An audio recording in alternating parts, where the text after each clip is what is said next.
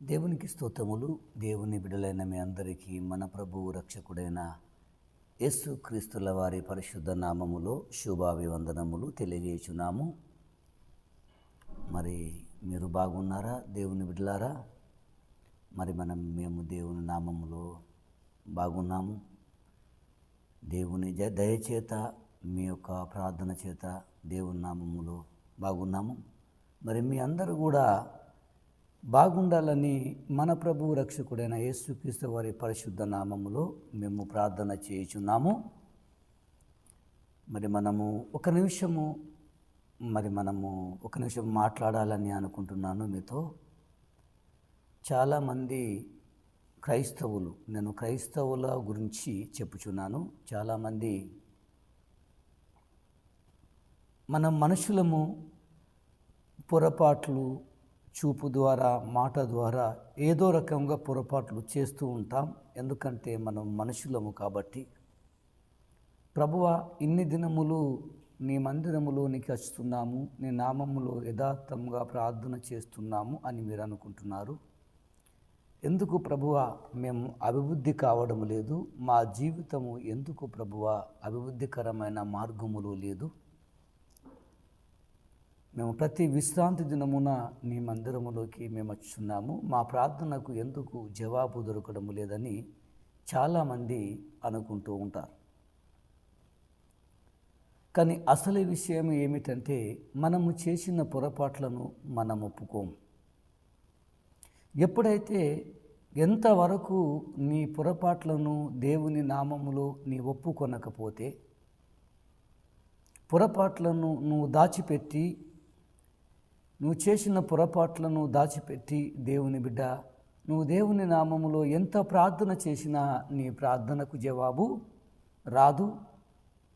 నీవు దీవించబడాలి అనుకోవడం చాలా కష్టము. నువ్వు ముందుకు వెళ్ళాలి దేవుని నామములో అనుకోవడం చాలా కష్టం. ఎందుకనగా ఈ దినము మనము వాక్యములోనికి వెళ్దాం. ఇక్కడ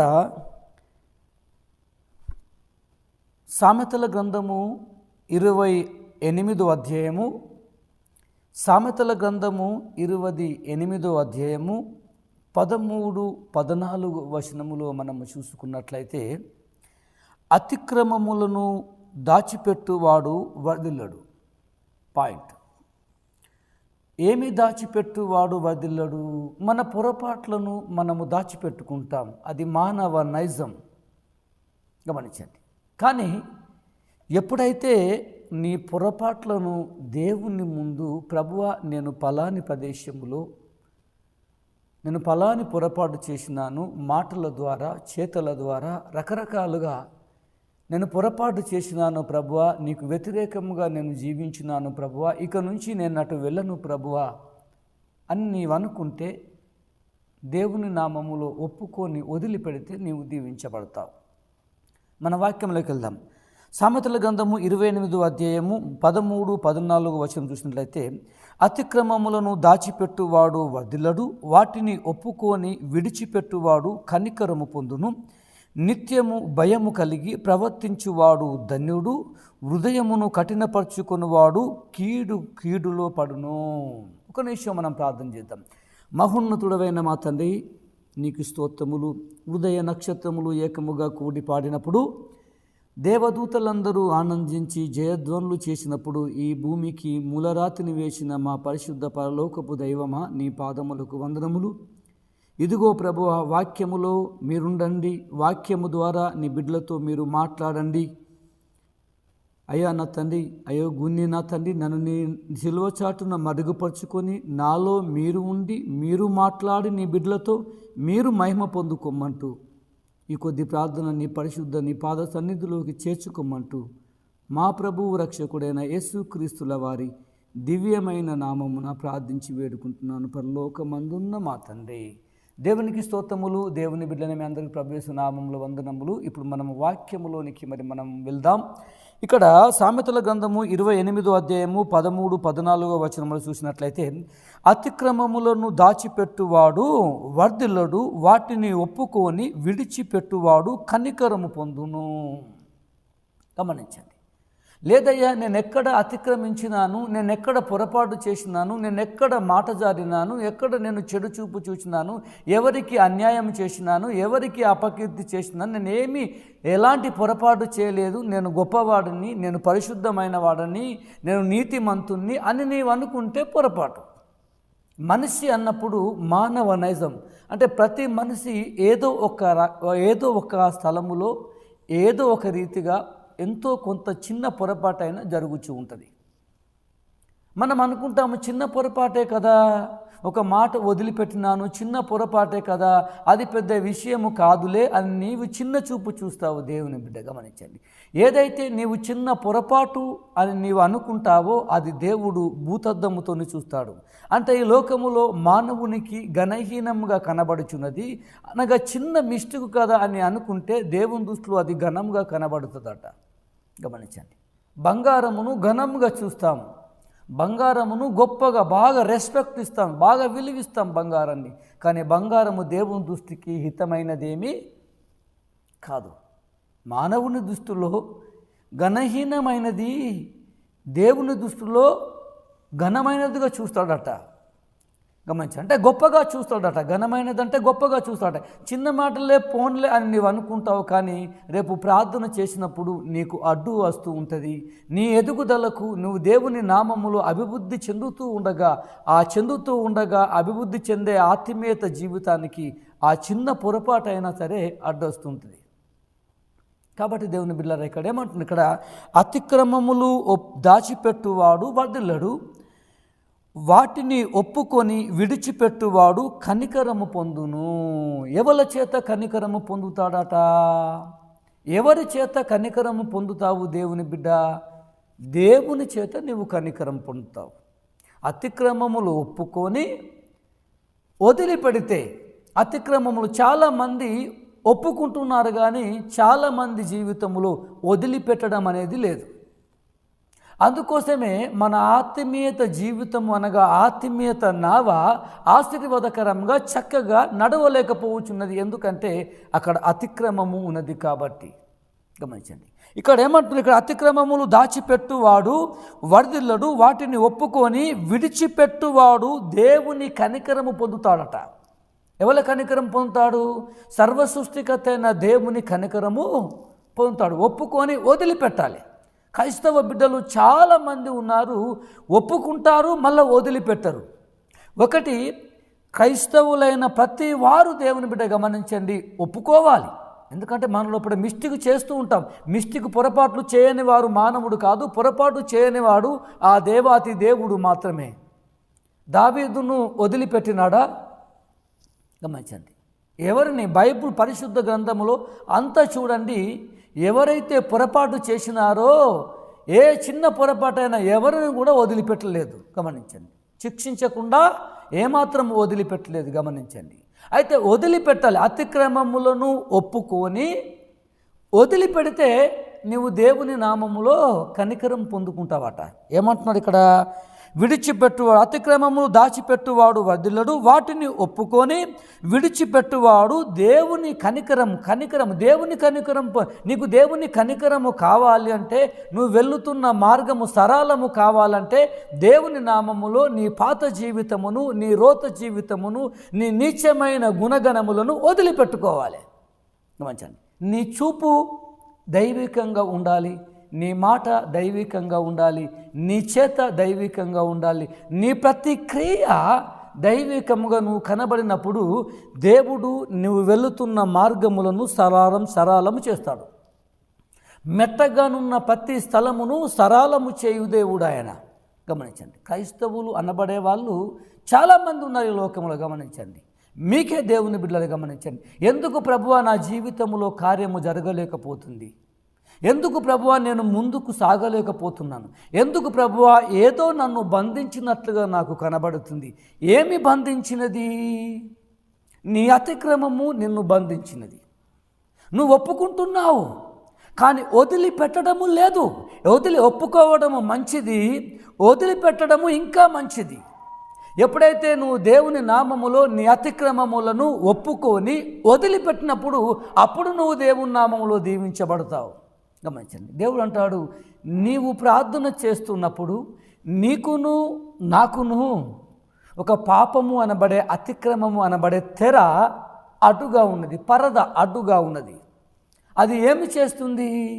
నీ ప్రార్థన దేవుని సన్నిధానములోకి చేరకుండా, దేవుని బ్లెస్సింగ్ నీ మీదికి రాకుండా, నీవు అనుకున్న కార్యము జరగకుండానట్లు, దేవుడు నీ ప్రార్థన వినకుండానట్లు ఆ పాపము అనబడే, అతిక్రమము అనబడే తెర నీకు దేవునికి అడ్డుగా.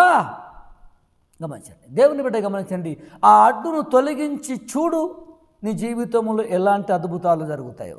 ఆ అడ్డును తొలగించి చూడు, నీ జీవితంలో ఎలాంటి ఆశ్చర్యమైన కార్యాలు జరుగుతారు. ఆ అడ్డు తొలగించి చూడు, నువ్వెంత గొప్ప ప్రయోజకునికి అవుతావో. గమనించండి, మన దేవుడు సకల ఐశ్వర్యములకు కర్త, సకల ఐశ్వర్యములకు కర్త. మనం పాట పాడతాం అక్కడ, సకల ఐశ్వర్యములకు కర్త అయిన దేవుడు అడిగిన వారందరికీ తప్పక దయచేయును, మోకాళ్ళ అనుభవము నీకు ఉన్నదా, విసుకక ప్రార్థించు మనసు ఉన్నదా. దేవుని బిడ్డలు గమనించండి, సకల ఐశ్వర్యములకు కర్త అయిన దేవుని బిడ్డలు ఎందుకు ఈ దినములో దరిద్రులుగా ఉన్నారు? ఎందుకు ఈ దినములలో శపించబడిన వారిగా ఉన్నారు? ఎందుకు ఈ దినములలో చేరవలసిన గమ్యానికి చేరలేకపోతున్నారు? ఎందుకు ఈ దినములలో ఆశీర్వాదకరంగా లేరు అంటే వారి అతిక్రమము ఒప్పుకుంటున్నారు తప్ప ఆ పాపమును, పొరపాటును వదిలిపెట్టుకోవడం లేదు. ఎప్పుడైతే నీవు ఒప్పుకొని వదిలిపెడతావో అప్పుడు నీ అభివృద్ధి అనేది స్టార్ట్ అవుతుంది. కింద చదువుదాం, గమనించండి. ఇక్కడ 28వ అధ్యాయము, సామెతల గ్రంథం 28వ అధ్యాయము 14వ వచనం చూసినట్లయితే, నిత్యము భయము కలిగి ప్రవర్తించువాడు ధన్యుడు. మనము పొరపాటు చేసే ముందు మనము దేవునికి భయపడాలి. అటువైపు వెళ్ళకూడదు. నేను యేసుప్రభుల వారి బిడ్డను, నేను పవిత్ర పరిశుద్ధమైన దేవుని బిడ్డను, నేను బైబుల్ చదువుతున్న, పరిశుద్ధ గ్రంథము చదువుతున్న బిడ్డను, నేను ధర్మశాస్త్రమును ధ్యానిస్తున్న బిడ్డను, నేను ప్రతి ఆదివారం అంటే ప్రతి విశ్రాంతి దినము దేవుని మందిరములో ప్రవేశిస్తున్న బిడ్డను, దేవుని నామములో ప్రార్థించే బిడ్డను, ఆరాధించే బిడ్డను, ఆయనకు మహిమకరముగా జీవించే బిడ్డను అని చెప్పి మనము భయపడాలి. ఒక చెడు కార్యము చేయడానికి మనము భయపడాలి. దేవుని గమనించండి, చెడు కార్యము మనము చేయడానికి వీల్లేదు. ఏమంటున్నారు ఇక్కడ నిత్యము భయము కలిగి ప్రవర్తించువాడు ధన్యుడు. క్రైస్తవులు అనబడే వాళ్ళు తప్పకుండా భయపడాలి. గమనించండి, నీకు స్వాతంత్రము ఇచ్చినది సాతాను. ఒకప్పుడు నీ ఇష్టానుసారంగా జీవించినప్పుడు, సాతాను చీకటి అంధకారము నిన్ను అలుముకున్నప్పుడు, నీ పరిస్థితి బహుహీనమైన స్థితి, నీ పరిస్థితి భయంకరమైన క్లిటికమైన స్థితికి ఒకప్పుడు వచ్చినావు. ప్రభువా నాకు సహాయం చేయి, నీ నామములో ప్రభువా నిన్ను నా దేవునిగా, నా రక్షకునిగా, నా సమస్తముగా నిన్నే ఆరాధిస్తా, నిన్నే అంగీకరిస్తా అని చెప్పి దేవుని సన్నిధానములోకి వచ్చినావు. దేవుని సన్నిధానములోకి వచ్చినవు. దేవుడు ఏమి చేసినాడంటే ఆ సాతాను చీకటి అపవాది తంత్రముల నుంచి, మంత్రపు దురాత్మ అపవిత్రాత్మల శక్తి నుంచి, ఈలోక సంబంధమైన మాలిన్యము నుంచి, చెడుతనంపుల నుంచి, చెడు గుణగణముల నుంచి దేవుడు నిన్ను విడిపించినాడు. పాపము నుంచి, చీకటి నుంచి విడిపించి ఇప్పుడు వెలుగులోనికి తీసుకొచ్చినాడు దేవుడు. గమనించండి, వెలుగులోకి తీసుకొచ్చినప్పుడు నువ్వు తప్పకుండా సర్వసృష్టికర్త అయిన దేవునికి నీవు భయపడాలి, భయపడి తీరాలి. అది దేవుని ఒక నిబంధన. గమనించండి, నీవు భయపడకపోతే నీ జీవితము చాలా క్లిటికమైపోతుంది. దేవుని బిడ్డలారా గమనించండి, నిత్యము భయము కలిగి ప్రవర్తించువాడు ధన్యుడు.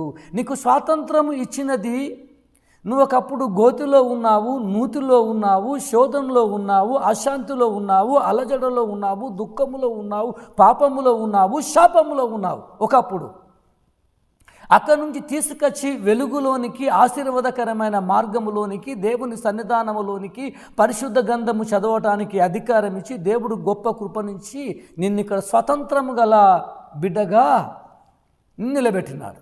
గమనించండి, నిలబెట్టినప్పుడు స్వతంత్రం ఉన్నదిలే, నేనేమి చేసినా సరిపోతుందిలే అని అనుకోవడం పొరపాటు. దేవుడు నీకు స్వతంత్రం ఇచ్చినది నీకు ఇష్టానుసారమైన రీతిగా జీవించడానికి కాదు దేవుని బిడ్డ. గమనించండి. ఒకప్పుడు నీ ఇష్టానుసారముగా జీవించినవు, పాపము చేత పట్టబడినవు, ప్రభువా సహాయం చేయమని ప్రార్థన చేసినవు, దేవుడు ఆ కట్ల నుంచి విడిపించినాడు. నువ్వు దేవుని మందిరములోకి వచ్చినావు, బాప్తిసం తీసుకున్నావు, యేసు రక్తంలో కడగబడినావు. ఇప్పుడు పరిశుద్ధ దేవుని కుమారునివి, కుమార్తె అయిపోయావు. ఇప్పుడు నేను స్వతంత్రుడని అయినాను కదా అని అనుకొని ఒకప్పుడు నీవు ఇష్టం వచ్చినట్టు జీవించినావు, ఇప్పుడు కూడా మళ్ళీ అదే ఇష్టం వచ్చినట్టుగా జీవిస్తా అంటే దేవుడు ఒప్పుకోడు. ఎందుకంటే నీకు స్వాతంత్రము ఇచ్చినది నీ ఇష్టానుసారమైన రీతిగా జీవించడానికి కాదు దేవుని బిడ్డ. దేవుని కుమారుడా, దేవుని కుమార్తె, జ్ఞాపకం చేసుకోండి దయచేసి. నీకు ఇష్టమైన జీవితానికి కాదు, దేవుని ఇష్టానుసారమైన జీవితము జీవించడానికి నీకు స్వాతంత్రం ఇచ్చినాడు. దేవునికి మహిమకరంగా జీవించడానికి తన రక్తములో నిన్ను కడిగినాడు. దేవునికి ఘనతకరంగా జీవించడానికి ఆయన పరిశుద్ధ బిడ్డగా నిన్ను అంగీకరించినాడు. అంతే తప్ప మళ్ళీ ఇక్కడ కూడా మళ్ళీ అదే పాత జీవితము, రోత జీవితము జీవిస్తా అంటే దేవుడు ఒప్పుకోడు. నువ్వు పాపము విషయములో చాలా దూరంగా ఉండాలి, నీతి విషయములో చాలా దగ్గరగా ఉండాలి. దేవుడు అంటాడు, మిమ్ములను పిలిచిన పిలుపుని చూడుడి. ఈ లోకములో జ్ఞానులైనను ఘనులైనను గొప్ప వంశముల వారైనను పిలువబడలేదు. దేవుని బిడ్డ గమనించండి, నువ్వు వెరీ బ్యూటిఫుల్, చాలా అందంగా ఉన్నవని దేవుడు నిన్ను పిలవలేదు. దేవుని కుమార్తె, దేవుని కుమారుడా, నువ్వు అందచందం గలవారని పిలవలేదు. నీకు మాట చాతుర్యత, పాట మంచి సింగర్ అని దేవుడు పిలవలేదు. మంచి గొంతుందని దేవుడు పిలవలేదు. నీకు భూమి సాగలో బాగా ఉన్నది, నువ్వు చాలా బంగారం ఉన్నది, నీకు ఫిక్స్డ్ డిపాజిట్లు బాగా ఉన్నవి, నువ్వు బహు రాజకీయంగా ఉన్నావు, గొప్ప అధికారములో ఉన్నావు అనబడే వాటిని బట్టి నిన్ను పిలవలేదు దేవుని బిడ్డ. గమనించండి, నిన్ను పిలిచిన పిలుపును చూడుడి. ఈ లోకములో జ్ఞానులైనను ఘనులైనను గొప్ప వంశముల వారైనను, గమనించండి, అని కాదు కానీ ఏ శరీరియు దేవుని ఎదుట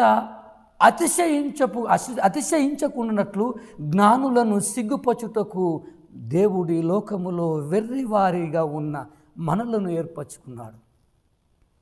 ఎలాగ దేవుని గమనించండి, నీ చదువును బట్టి, నీ ఉద్యోగమును బట్టి, నీ అందచందమును బట్టి, నీ వాక్కు చాతుర్యతను బట్టి నువ్వు సింగర్వని, ఈ లోకంలో ధనవంతులవని, ఐశ్వర్యవంతులవని, అధికారం దేన్ని బట్టి దేవుని పిలవలేదు. కేవలము దేవుని కృప, దేవుని కనికరము చేత మాత్రమే నిన్ను పిలిచినాడు దేవుని బిడ్డ. గమనించండి, మనలను దేవుడు ఎందుకు పిలిచినాడు? నా దేవా, నన్నెందుకు పిలిచినావు?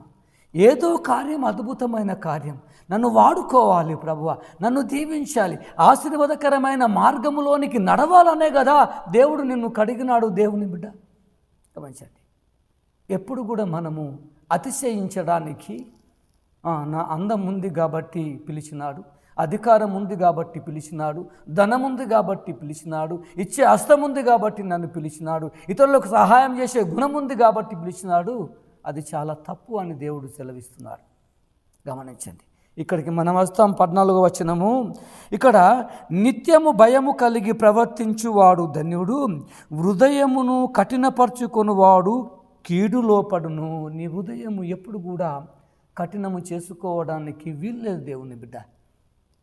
గమనించండి, ఎప్పుడైతే నీ హృదయము కఠినముగా చేసుకుంటావో, చాలామంది క్రైస్తవులు ఉన్నారు, మంచి విషయములో కఠినముగా ఉంటారు, మంచి చేయరు, వారి చేతనైనా చేయరు, వారితో ఏ కార్యక్రమమైనా చేయరు, మంచి కార్యము చేయరు, కానీ చెడు కార్యం మాత్రం చేయడానికి చాలా సంతోషిస్తూ ఉంటారు, చాలా పరిగెత్తుతూ ఉంటారు. దేవుని బిడ్డలు గమనించండి, దేవుడు అంటున్నాడు అలా చేయడానికి వీల్లేదు. ఎప్పుడైతే నీ హృదయము, దేవుని బిడ్డల మీరు గమనించండి, ఎప్పుడైతే నీ హృదయము కఠినముగా ఉన్నదో నీవు చాలా అపాయకరమైన స్థితిలో ఉన్నట్లు లెక్క. పరిశుద్ధ గ్రంథము చూసినారు కదా, ఎవరి హృదయము కఠినముగా ఉన్నది? ఎవరి హృదయమును కఠినము చేసినాడు దేవుడు? మీరు చూసినారు కదా పాత నిబంధన గ్రంథములో. ఎవరి హృదయము కఠినపరిచినాడు తెలుసు కదా? ఫరో. మోషే గారితో దేవుడు సెలవిస్తాడు, మోషే నీవు వెళ్ళు అని. మోషే అనబడే దైవజనుల్ని మోషే గారిని పంపుతాడు ఫరో గారి దగ్గరికి. పలానా అద్భుతములు చేస్తావు, వెళ్ళు, నీ పక్షమున చేస్తా. అయినను వారు మిమ్ములను ఆ ఐగుప్తుల దేశము నుంచి బయటకు వెళ్ళనివ్వరు. ఎందుకు? వాయ్? దేవుడు గమనించండి, నేను అతని హృదయమును కఠినము చేస్తున్నాను. గమనించండి దేవుని బిడ్డ, ఎవరి హృదయము కఠినముగా ఉంటుందో, ఎవరి తలంపులు దేవునికి లోబడని రీతిగా ఉంటాయో, ఎవరి గుణగణములు దేవునికి వ్యతిరేకముగా ఉంటారో, ఎవరి లోపట బండలాంటి రాతి గుణము ఉంటుందో వాళ్ళు చాలా డేంజర్లో ఉన్నట్టు లెక్క. గమనించండి దేవుడు అంటాడు, మానవ హృదయము మోసకరమైనది, అది బాల్యము నుండి చెడ్డది, దాన్ని గ్రహింపగలవాడెవడు? దేవుని బిడ్డ, నీ హృదయము కఠినము చేసుకొని నీవు పతనమైపోతున్నావేమో. నీ హృదయము కఠినము చేసుకొని నువ్వు చేరవలసిన గమ్యానికి చేరడం లేదు. నీ హృదయము కఠినము చేసుకొని నువ్వు దేవుని నామములో మోకరించడము లేదు, దేవుని నామములో ప్రార్థించడము లేదు, దేవునికి మహిమకరముగా ఉండడము లేదేమో. ఈ లోకములో దేవుని బిడ్డ, నీ హృదయము ఎప్పుడు కూడా దేవుని విషయములో కఠినముగా ఉండకూడదు. కొంతమంది అంటుంటూ ఉంటారు, ఏమని అంటూ ఉంటారంటే, దేవుని మందిరములోనికి వెళ్ళకపోతే ఏమవుతుంది, ప్రార్థన చేయకపోతే ఏమవుతుంది, స్తుతించకపోతే ఏమవుతుంది, అక్కడనే ఉన్నాడా దేవుడు, ఇక్కడ లేడా? గమనించండి, అలాంటి మాటలు కఠినమైన హృదయము గల వారికి వస్తాయి. ఎలాంటి మాటలు? ఈ కఠినమైన మాటలు దేవునికి, దేవుని వాక్యమునకు, దేవుని తలంపులకు వ్యతిరేకముగా కఠినముగా నీ హృదయం ఉన్నదా? అప్పుడే నువ్వు డేంజర్లో ఉన్నట్టు లెక్క. గమనించండి, అప్పుడే నువ్వు అపాయమైన పరిస్థితిలో ఉన్నట్టు లెక్క. అప్పుడే ఇంకా నీవు దైవత్వము నుంచి ఇంకా ఇంకా లోపల్లోకి, దైవత్వములోకి కాకుండా ఈ లోక సంబంధమైన వాటి విషయములోకి, శాపములోకి, పాపములోకి, అంధకారములోనికి, చీకటిలోనికి, దరిద్రతలోనికి, అవమానములోనికి, అశాంతిలోనికి నువ్వు వెళ్ళిపోతున్నావు. శాంతి ఉండదు, సమాధానం ఉండదు, నెమ్మది ఉండదు. దేవుని వాక్యము ఎన్ని మార్లు వచ్చినా వారి ఉదయము మార్చుకోరు. దేవుడు ఎన్ని మార్లు ప్రవచించినా వారి తలంపులను మార్చుకోరు, తమ మనసును మార్చుకోరు, తన నడకను సరిచేసుకోరు. దేవుని బిడ్డలారా గమనించండి, ఎందుకంటే వారి హృదయము కఠినముగా ఉన్నది కాబట్టి. దేవుని బిడ్డ గమనించండి, నీ హృదయము కఠినముగా ఉన్నదా? మనం మనుషులం, పొరపాట్లు జరుగుతూ ఉంటాయి. పొరపాటు చేయని వారు ఎవరు? నీతిమంతుడు లేడు, ఒక్కడు లేడు, ఆయన్నే. గమనించండి, ఆయననే నీతిమంతుడు. మిస్టేక్ జరుగుతూ ఉంటాయి, అనుకోకుండా జరుగుతూ ఉంటాయి. ఎలా జరిగినా, ఏది జరిగినా, ఎలాంటి పొరపాట్లు జరిగినప్పటికీ దేవుని నామములో ఒప్పుకొని మనం వదిలిపెట్టడానికి ప్రయత్నం చేయాలి, విడిచిపెట్టేయాలి.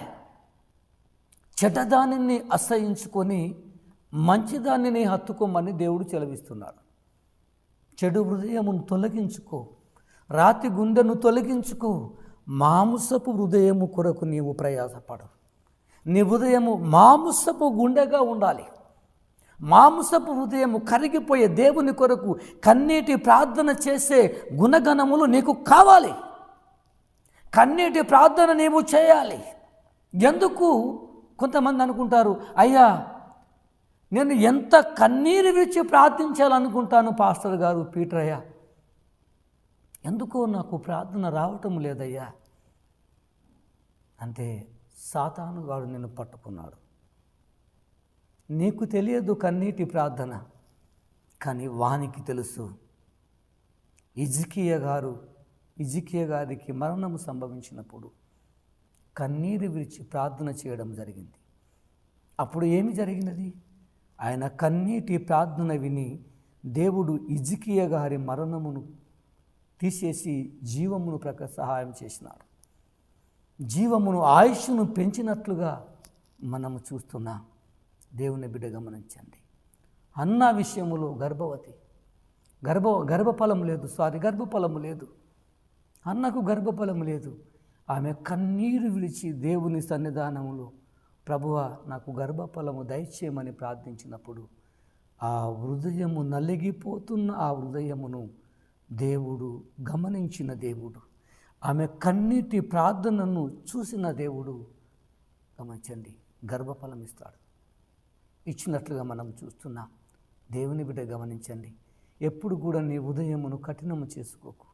ఓ దేవుని బిడ్డ, ఎప్పుడైతే నీ హృదయము కఠినముగా ఉంటుందో, ఎప్పుడైతే నీ హృదయము భయంకరమైన స్థితిలో ఉంటుందో, ఎప్పుడైతే నీవు ప్రార్థన చేయలేని స్థితిలో ఉంటావో, ఎప్పుడైతే దేవుణ్ణి ఆరాధించలేని స్థితిలో ఉంటావో, ఎప్పుడైతే దేవుణ్ణి మహిమపరచని స్థితిలో ఉంటావో, ఎప్పుడైతే దేవుణ్ణి ఘనపరచని స్థితిలో ఉంటావో, నీవు 100% అపాయములో ఉన్నట్టు లెక్క.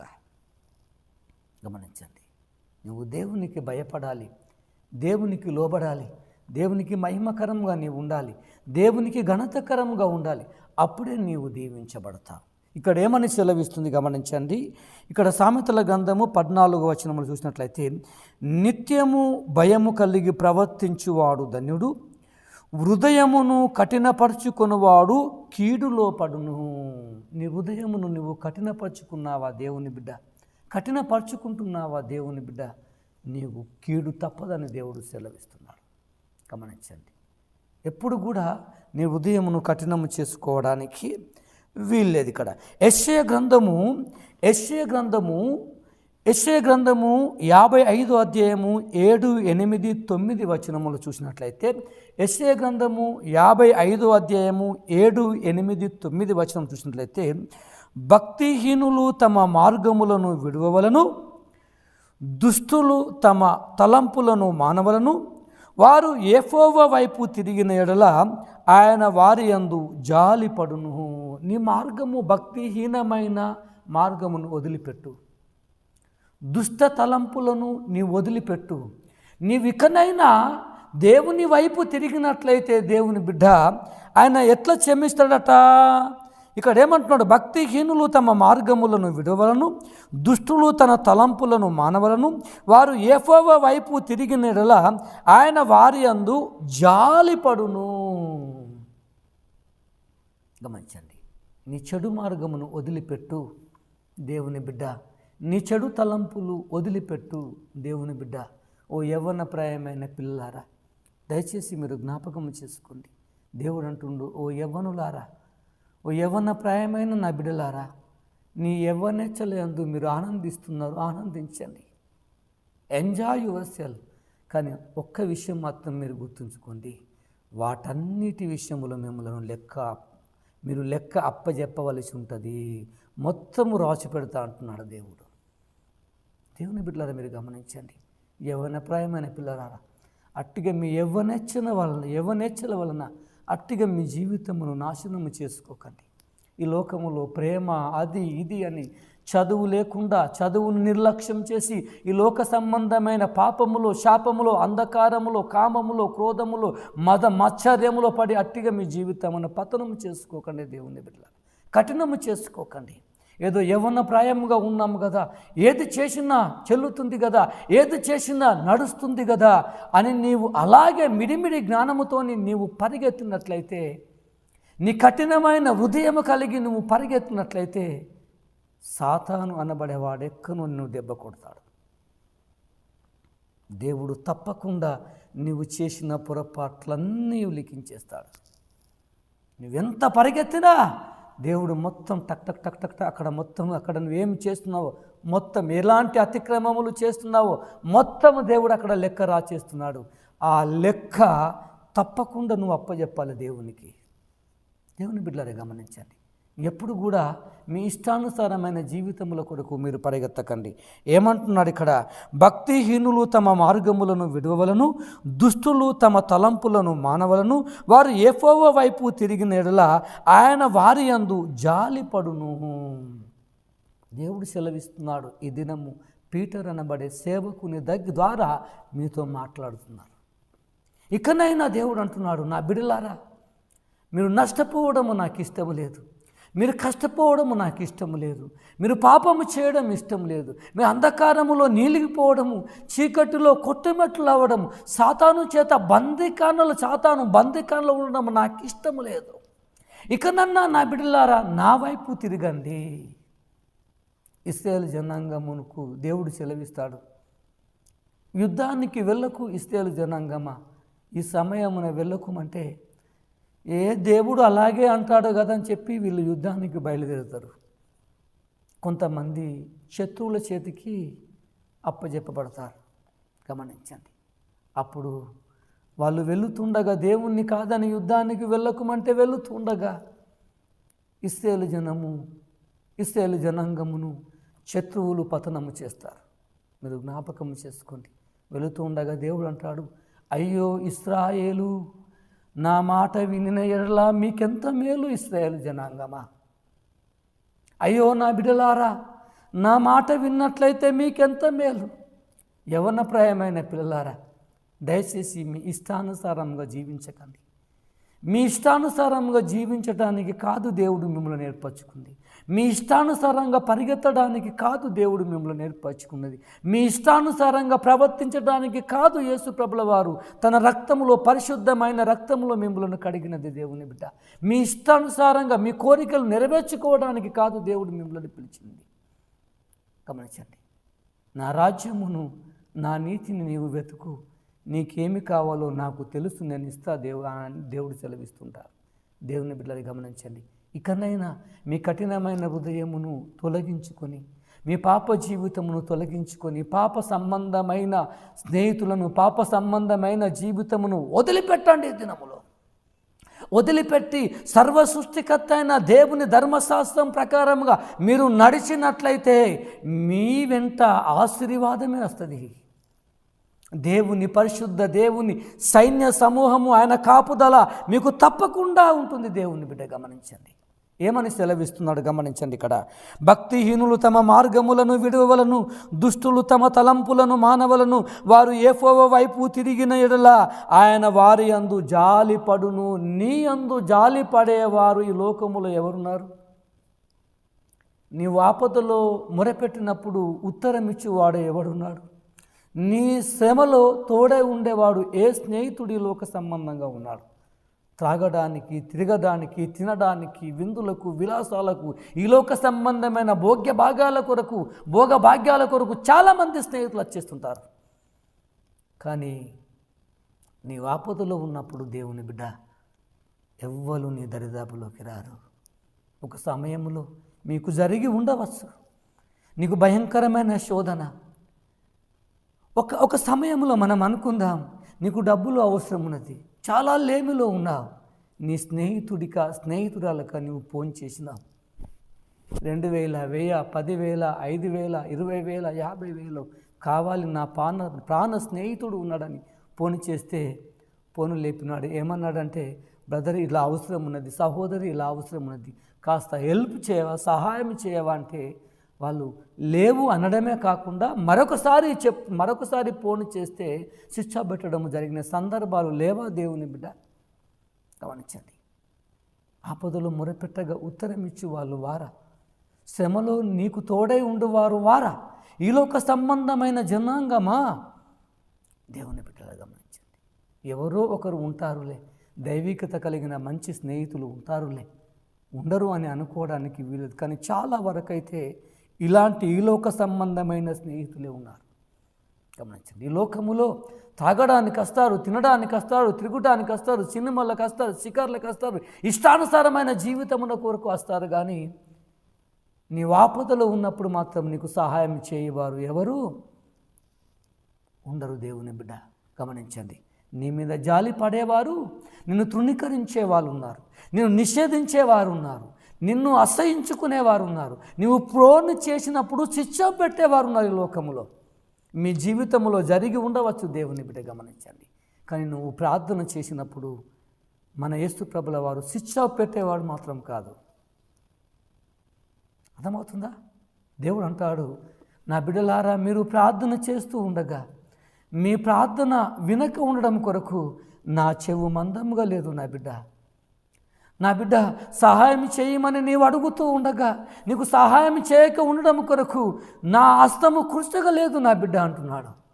సర్వసృష్టికర్త నా దేవుణ్ణి వదిలిపెట్టి ఈ లోకంలో నీవేమి చేయలేవు. క్రైస్తవుడా, దేవుని బిడ్డ, క్రైస్తవురాలు మీరు జ్ఞాపకం చేసుకోండి. దేవుడు జాలిగల దేవుడు, కనికరము గల దేవుడు ఈ దినం మీతో మాట్లాడుతున్నాడు. ఇక్కడ ఏమంటుంది, ఇక్కడ భక్తిహీనులు తమ మార్గములను విడవలను, దుష్టులు తమ తలంపులను మానవలను, వారు యెహోవా వైపు తిరిగిన ఎడల ఆయన వారి యందు జాలిపడును. వారు మన దేవుని వైపు తిరిగిన ఎడల ఆయన బహుగా క్షమించును. నువ్వు దేవుని వైపు తిరిగితే నిన్ను క్షమించే దేవుడు యేసయ్య. ఇకనైనా నా కుమార్తె నా వైపు తిరుగు బిడ్డ, నా కుమారుడా ఇకనైనా నా వైపు తిరుగు నా బిడ్డ. నువ్వు నష్టపోతున్నావు, నన్ను కాదని నువ్వేమి చేయలేవు, నువ్వు కష్టపడుతున్నావు, నువ్వు పతనం అయిపోతున్నావు, ఇంకా లాసు.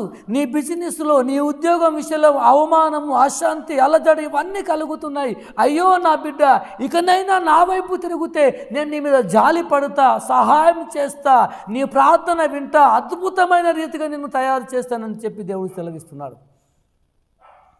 కానీ నీ హృదయం ఏమి చేసుకుంటున్నావు దేవుని బిడ్డ? కఠినము చేసుకుంటున్నావు. కఠినము చేసుకున్న వాడు ఎవడు? ఫరో. ఎప్పుడైతే నీ హృదయం కఠినముగా ఉన్నదో నీవు అపాయములో ఉన్నట్టే లెక్క. దేవుని బిడ్డ గమనించండి. ఎప్పుడు కూడా నీవు నీ హృదయమును కఠినము చేసుకోకూడదు. అతిక్రమములు వదిలిపెట్టు. సర్వసృష్టికర్తైన దేవుడు ఈ దినము నీతో మాట్లాడుతున్నాడు. దేవుని బిడ్డ, నీ హృదయమును కఠినపరచుకోకు. కఠినము పతనముకు సాదృశ్యం. గమనించండి, కఠినము పతనముకు సాదృశ్యం. దురాశ గర్భము ధరించి పాపమును కనగా పాపము పరిపక్వమై మరణమును కనును. నీ దురాశ వలన యేసు ప్రభుల వారిని కాదని ఏదో చేస్తా, ఏదో సాధిస్తా, ఇంకేంతో ఏదో జెండా ఎగిరేసి చూస్తాను నువ్వు అనుకుంటావేమో. నువ్వేమి చేయలేవు దేవుని బిడ్డ. విజయ శిఖరం మీదకి వెళ్ళి విజయ పతాకాన్ని ఎగిరేస్తాను నువ్వు అనుకుంటున్నావేమో. నీతో ఏమి కాదు. దేవుని బిడ్డ, దయచేసి జ్ఞాపకం చేసుకోండి. అతిక్రమములు చేసి ఉండవచ్చు, అయినా దేవుని నామములో ఒప్పుకొని వదిలిపెట్టు. దేవుడు నిన్ను తప్పకుండా దీవిస్తాడు. ఈ కొద్ది వాక్యం దేవుడు దీవించినదాక. మహోన్నతులమైన మా తండ్రి, మహాగౌరవమైన గొప్ప దేవ, నీకు స్తోత్రములు. ఇంతవరకు నీ బిడ్డలతో మీరు మాట్లాడిన విధానమును బట్టి నీ పాదాలకు వందనములు.